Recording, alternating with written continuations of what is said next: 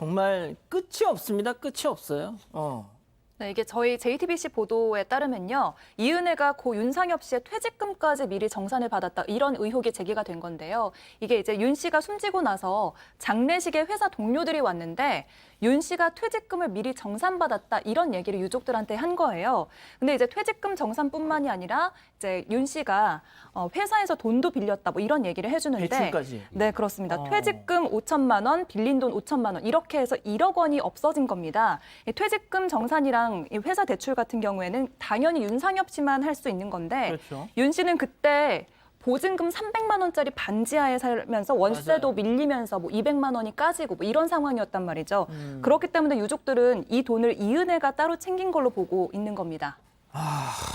자, 그러면 이 관련해서 유족들 그리고 또 고 윤상엽 씨 회사 동료들 얘기 잠깐 듣고 가시죠.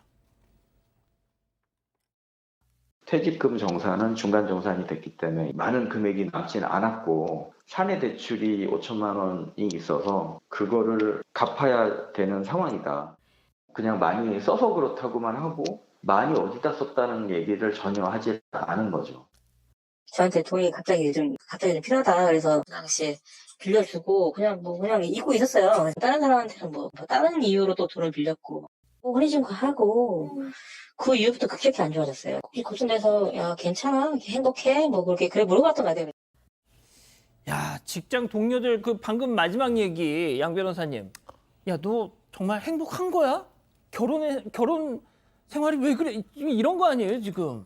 그게 우리가 농담으로는 할 수 있는 말들 있잖아요. 야, 뭐 결혼하니까 힘들지 내지는 좋아 뭐 이런 얘기는 하지만 괜찮냐라는 얘기를 물을 정도라면 곁에서 그냥 지켜보기에도 사람이 왜 이렇게 이상해 보이지라는 게 있었다는 거 아니에요. 그러니까 갑자기 멀쩡하게 이게 오래 다니던 회사에서 퇴직금을 중간 정산을 받고 그러고 났는데도 뭐 운동화 떨어졌는데 신발을 살 돈이 없다 이런 얘기가 있었으면 주변에서 보기에도 그리고 3,000원을 빌린다라는 게 직장인이 대한민국에서 3천만 원도 아니고. 3천만 원은 너무 과하고요. 그러니까 3,000원 빌려달라는 말을 나온다는 것 자체가 너무 이상하잖아요. 주변에서 보기에. 그러니까 그럴 정도의 상황이었는데 본인은 막상 그 돈을 아마 받은 걸로 추정되는 이은혜는 어디다 썼는지도 기억 못한다라고 얘기를 한 거 아니에요.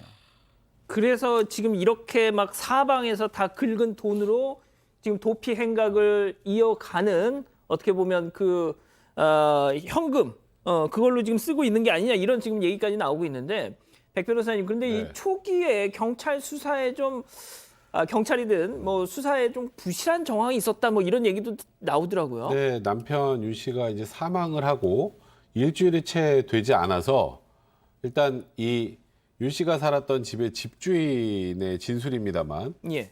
이 이은혜가 어떤 남자하고 와서 이 윤모 씨 집에 들어가서 컴퓨터 본체만 들고 나왔다는 거예요? 그럼 아무래도 좀 이상하지 않나요? 남편이 죽었는데 일주일 안에 와서 갑자기 남편의 컴퓨터 본체만 들고 간다. 그런 사람이 어딨냐. 이렇게 얘기를 했다고 하는데 유족 측에서는 이를 경찰이 제대로 확인하지 않았다. 그래서 초기서가 좀 부실한 것 아니냐 이런 취지의 얘기를 하고 있습니다. 그래서 경찰에 지금 없어요. 없잖아요. 본체가. 컴퓨터 본체만 없죠. 나머지는 있는데 또 건물 CCTV 등을 확인해달라고 했지만 경찰에 묵살당했다 이렇게 주장을 하고 있는데 일단 경찰 입장에서는 아시겠지만 초기에는 이 사건의 사건성이 없다고 판단해서 처음에는 그냥 단순 변사 처리하고 끝이 났단 말이죠. 그러니까 일단 경찰 입장에서는 그때 소위 말해서 이게 범죄 의심이 없었기 때문에 이걸 조사를 할 필요가 없다라고 일단 판단한 것으로 보입니다만 사실 분명히 아쉬운 건 사실입니다. 그러니까 이제 결과론적이긴 하지만 교수님, 그래도 뭐가 경찰 입장에서는 그런 걸까요? 단순 변사 처리가 되는데 뭐가 됐든 그 고인의 부인인데 경찰이 가서 왠지 뭐 막 이것저것 물어보면 또 유족 입장에서 또 막 그 괜히 상심할 수 있으니까 경찰도 좀 조심스러웠던 모양이지만 이게 좀 그렇지 않습니까? 예. 사실 이제 처음부터 범죄 상관성이 없다라고 생각을 하면 모든 게 안 보여요. 예. 그리고 이제 사실은 그 말이 좀 한편으로는 맞을 수도 있고 한편은 틀린 건데 남편 이름 부인을 조사하는 것이 어렵다. 실제로는 배우자가 사망했을 때 가장 유력한 제1용의 선상에 올라오는 사람이 배우자예요. 물론 이제 그걸 갖다가 이제 공개적으로 할 수는 없지만 그래서 여러 가지 이상한 징후들이 있다면 그건 수사에 착수를 해야 되는데 수사에 있어서 굉장히 중요한 것이 뭐 잘 아시겠습니다만 경험이라든가 기술 이런 것보다는 그 실체적 진실을 발견해야 되겠다라고 하는 수사 의지가 가장 중요한 거거든요. 근데 특히 이제 여기에서 유족들이 이런 문제가 있으니까 좀 조사를 해달라라고 얘기를 갖다가 안 했더라면은 뭐 그래도 좀 넘어갈 수 있는데 그렇죠. 그걸 얘기를 했단 말이에요. 했죠. 했는데 그것을 갖다 그냥 묵살을 해버렸다. 그리고 난 뒤에 이 윤 씨가 숨진 지 넉 달 만에서야 이것을 갖다가 이제 사건을 종결했다가 나중에 이제 지인 제보 받고 난 뒤에 다시 수사를 재개를 했는데 그 당시 수사 결과로서는 뭐 이게 사고사로 확실하게 결론을 낼 수밖에 없었다라고 해명을 하고 있긴 있습니다만 사실은 이제 초동 수사 같은 것을 제대로 하지 않으면 이 타이밍상으로 많은 그 의미가 있는 증거들이 멸실될 수 있다라고 하는 그런 측면에서는 상당히 좀 아쉽습니다. 그러니까요. 알겠습니다. 그럼 여기서 오늘 두 번째 사건 체크포인트 짚어보죠. 나 구속될 것 같아라는 게 무슨 말입니까 이게? 네, 이게 이은혜가 1차 검찰 조사를 받고 잠적하기 전에 지인한테 문자를 보냈다고 하는데요. 잡히면 구속될 것 같다, 뭐 이런 내용이었다고 합니다. 한 명이 아니라 여러 명한테 보냈다고 하는데요. 근데 문제는 이게 내가 잘못한 게 들켜서 구속될 것 같다, 이런 취지가 아니었다고 합니다. 중앙일보의 보도를 보면 검찰이 강압 수사를 해서 내가 구속이 될 것 같다, 이런 말을 했다는 겁니다. 예. 그래서 변호사도 내가 구속이 될 것 같다고 하는데 돈 벌어서 내가 제대로 된 변호사를 선임해서 오겠다, 이렇게 이야기했다고 합니다. 하하, 양 변호사님 이게 어떤 의미일까요? 그래서 지금 이상한 게 1차 소환조사 때 왜 이런 문자를 보냈냐면, 그러니까 처음에 보고 그걸 먹였는데 왜 사망하지 않느냐라는 취지의 얘기를 공범으로 지금 보이는 조윤수랑 주고받았던 부분을 검찰 석보로 그걸 들이밀었다라는 거예요. 예. 그러면 그 얘기까지 했다라는 얘기는 사실은 자기가 어느 정도 범죄를 저질렀다는 걸 인정하는 취지로 가야 되는데 그 얘기를 하면서도 조금 전에 이제 이 기자가 얘기한 것처럼 변호사를 제대로 된 사람을 구해야겠다. 나는 강압사를 당한 거다. 억울하다는 취지의 얘기를 하는 과정에서 저런 얘기가 나왔다는 겁니다. 예. 자, 그런데 오늘 또 가장 또 이 논란이 되고 있는 것이 이은혜의 아버지 인터뷰. 사실 물론 뭐 그 아버지 입장에서야 본인의 딸 얘기니까 뭐 다소 억울하다고 느낄 수도 있고 뭐 언론에 이렇게 대대적으로 보도되는 게 좀 불편할 수도 있겠습니다만 지금 구체적으로 나오는 이런 사실관계들을 종합해 볼 때 이 아버지가 이런 의사표시를 하는 게 과연 바람직한가에 대한 생각 분명히 듭니다. 예. 지난해 12월에 마지막으로 부친 집을 방문했었다고 합니다. 생각해 보면 지난해 12월이면 잠적하기 바로 직전입니다. 이제 수사가 본격화될 때인데 지금 의혹들이 80% 이상 뻥튀기가 된 거다. 우리 딸이 이 동네에서 진짜 효녀라고 소문이 났다. 부모가 둘 다 휠체어 타는데 어디 여행 가도 꼭 엄마 아빠 여행 데리고 가자고 한다. 이런 얘기를 하면서 마치 이은혜가 좀 억울하다. 이런 취지의 인터뷰를 하는 그 바람에 물론 저도 그러니까 이 아버지의 마음은 이해가 됩니다만 예. 이게 과연 적절한가에 대해서는 좀 의심이 드네요. 교수님은 저 부친의 저 워딩 어떻게 보셨습니까? 인간에 대한 어떤 그 호불호라고 하는 것은 상대가 자신을 어떤 식으로 우호적 또는 적대적으로 대하는가에 대한 그 태도의 주관적인 평가에 의존하는 것은 확실합니다. 그런데 이제 특히 이제 부모라고 하는 이 그 입장은 뭐 객관적인 것을 우리가 기대하기는 어렵다 손 치더라도 이 시점에 과연 저런 어떤 발언을 해야 되느냐, 이 효녀 이런 것들이 이 굉장히 부적절하고 다른 사람들의 공감을 얻기가 상당히 어렵다. 물론 뭐 우리도 잘 모르는데 많은 사람들이 찾아와서 물어서 상당히 괴롭다 하는 정도는 이해를 할 만합니다.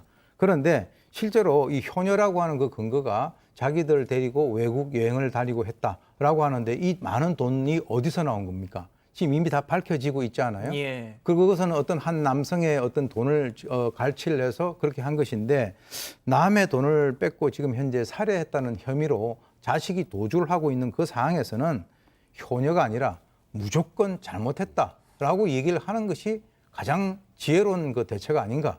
그런데 지금 여기서 효녀라고 얘기를 하니까 예. 많은 분들이 분노를 할 수밖에 없는 그런 상황이죠. 그러니까요. 지금 채팅창에 우리 가족 여러분들도 이게 도대체 무슨 소리냐 하면서 지금 막 약간 어처구니 없어 하시는데, 자, 그리고 오늘 경찰이 말이죠.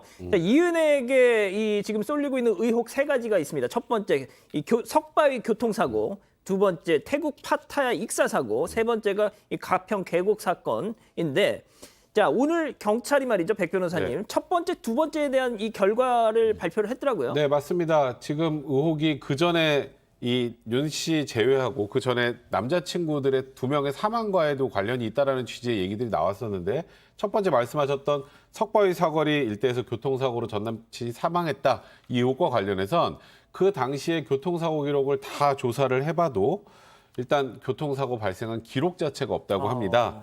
그래서 여러 가지 조사 등을 거쳐서 이에 대한 이 지금 소위 말하는 석바위 사거리 교통사고 사망 사건과 관련해서는 조사를 종결하기로 했고요. 그리고 얼마 전에 태국 파타야에서 사망했던 남자친구의 부검 보고서 같은 게 우리나라 예. 경찰에게 도착했다. 이 얘기는 많이 들어보셨을 텐데요. 이제 그때도 이 남자친구가 죽고 지금 그 이은혜가 그 보험금을 수령했다 이런 의혹이 있었는데 예. 당시 유족이 보험금을 수령했다는 사실을 확인을 했습니다. 다만 그 전 남자친구의 사망과 관련해서 조사를 좀 더 해보고 지금 이은혜가 나중에 검거된 이후에 추가적으로 이 부분에 대해서는 조사를 계속할 예정이다 이렇게 밝힌 상황입니다. 예. 자, 지금 오늘도 또 뭐 계속 속보가 나오고 있는데 2015년 이은혜가 결혼을 했어요. 결혼을 했다가 곧바로 얼마 안 가 파혼을 했는데 당시 이은혜와 결혼을 했던 신랑의 지인이 쓴 글이 공개가 됐는데 이은혜는 당시 부모님이 바쁘다는 이유로 상견례도 미룬 채 결혼을 했다. 그런데 이후에 신랑 부모님이 사람을 통해서 알아본 결과 이 결혼식 때 모인 하객들 그리고 신부의 부모님이 모두 대행 알바들인 걸로 확인이 되면서 곧바로 파혼을 했다는 거예요.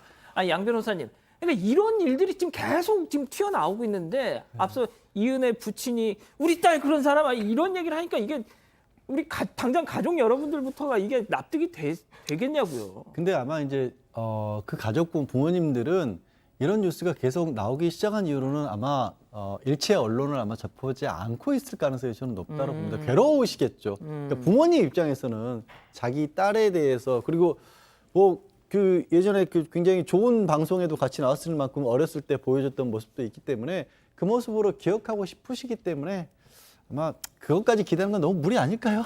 부모 자식인데. 알겠습니다. 아무튼 좀 빨리 잡혀가지고 저희도 이 뉴스 더 이상은 참 전해드리고 싶지가 않은데 말이죠. 알겠습니다. 두 번째 사건 정리하고요.